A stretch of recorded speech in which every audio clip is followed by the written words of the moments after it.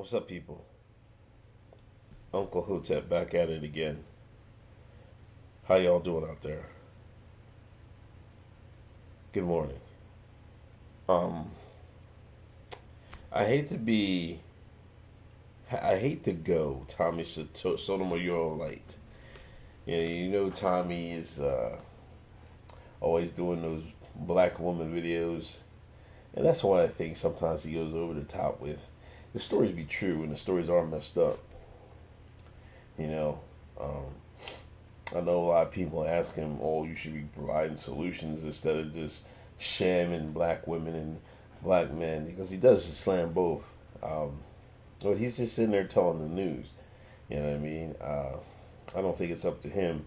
I mean, it's obvious what we need to do, but no, y'all don't want to hear about that. But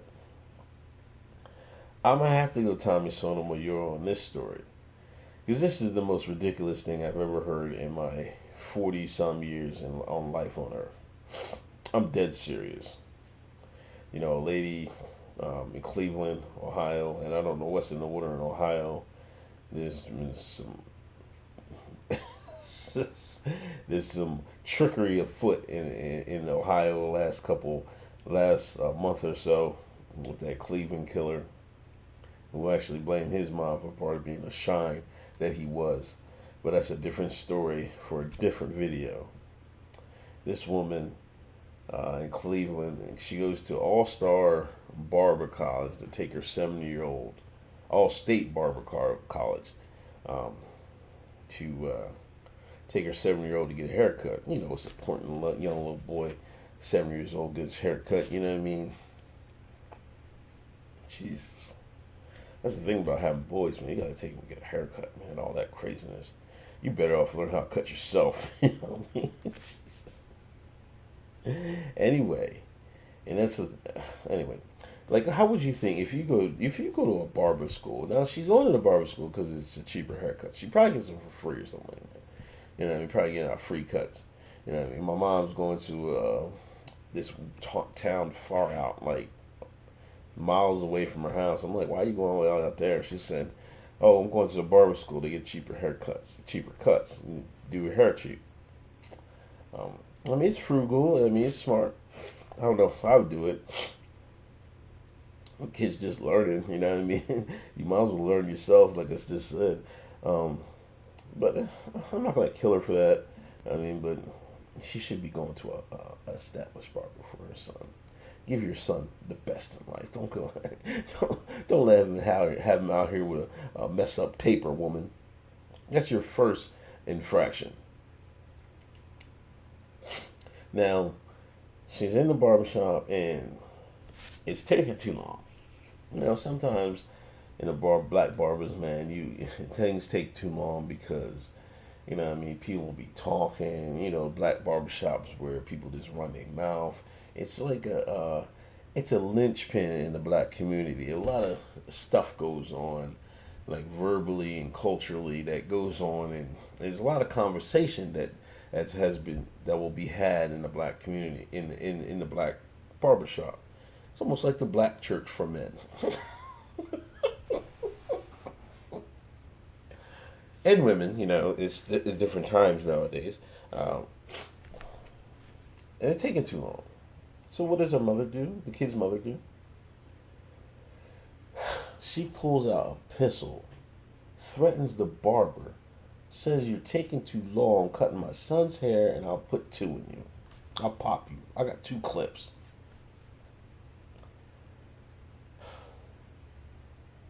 This is where I go Tommy Sotomayor, and I'm not even go wild like he does. This action from this woman in front of her own son is the problem in the black community. You hear these black feminists cry about toxic masculinity in a black society that has 60 to 70% single parent homes. The majority of these boys, like this boy, are raised by single mothers. So where are they learning this toxic masculinity from? They're learning it from incidents just like this. Toxic femininity teaches toxic masculinity. And you can't tell me any different. These black feminists, see, this is the problem with black feminists. You should judge a tree by the fruit it bears. And they won't, if these boys are growing up to be toxic masculinity, well, who raised them? Women just like this. If you don't have the patience to sit, listen, being in a barbershop, it can be a long day. Especially if you got a long line. And like I said, black people love the gossip and run their mouth and talk all this. So it's going to be a lot of talking in the black community, in the black barbershop, if you will. So it can take a little bit. You have to have patience. If you can't sit in the barbershop, take your black ass out the shop. Go shop and say I'll be back in an hour or so. I remember my dad used to drop me off most of the times when I first started going to the barbershop. You know, when I was little. I used to go to Coatesville. Then, then my mom took me, but she used to just drop me off. She never sat in the barbershop. She was like, I'll be back. You know what I'm saying? One, the problem, I mean, black fathers, you gotta start taking your sons to the barbershop. And if you ain't even with the woman, man, you gotta say, hey, man, I'm gonna come by and take my kid to the barber. You can't, but this is the problem, man. You can't just let these women just run willy-nilly. And this is where he learns all this conflict resolution. What do you think the 7-year-old thinks about this? You're like, damn, mommy, you was mad. So when he grows up, he has a problem with something, he's going to pull the gun out. Now, I'm not going to slander all women, but the black men that have problems in their lives with controlling their emotions and this so-called trait, in whatever trait y'all call toxic masculinity, 9 times out of 10, it's because of situations like this. You tell the men to do better. Raise your kids better. Let's say if you need help, then don't have any.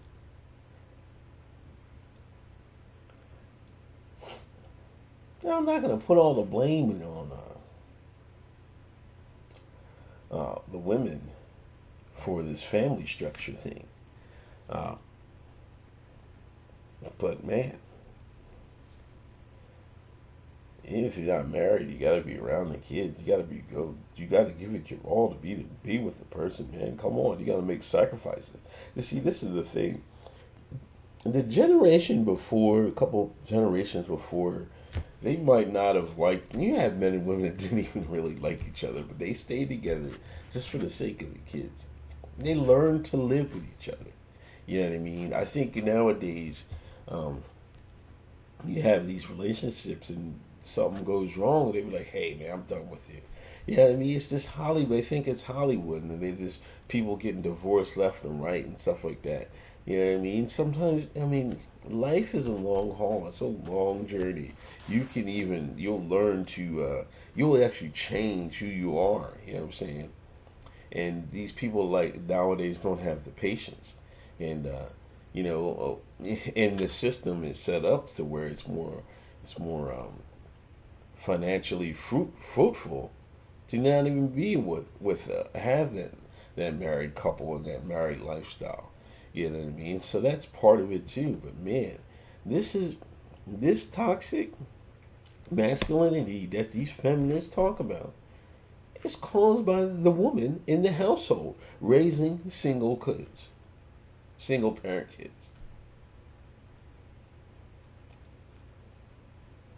This is unreal, man.